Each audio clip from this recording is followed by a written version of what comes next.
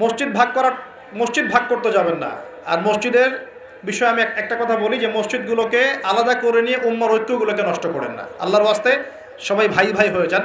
আমাদের মধ্যে অনেক ভেদাভেদ থাকতে পারে, আকীদাগত কিছু, মাযহাবগত, মানহাজগত, তরিকাগত কিছু ভেদাভেদ থাকতে পারে মানে এটা কিন্তু শুরু থেকেই ছিল, তাই বলে কিন্তু আমরা আলাদা হয়ে যাই নাই। দুঃখজনক এখন আমরা কাকের চেয়েও খারাপ হয়ে গেছে। কাকের কথা বলেছিলাম একটা লেকচারে।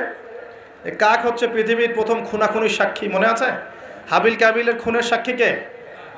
কাক ঠোকর দিয়ে দেখিয়েছে যে কিভাবে ভাইকে দাফন করতে হয়। একটা কাক কিন্তু কাকের গোশত খায় না। একটা কাককে আপনি মারবেন, দেখবেন এলাকার সব কাক জড়ো হয়ে গেছে, আপনার বিরুদ্ধে চিল্লানো শুরু করবে। কিন্তু এখন মুসলমানের সম্পদ খায়, মুসলমানের ইজ্জত খায়, মুসলমানের জান খায়, মুসলমানের মান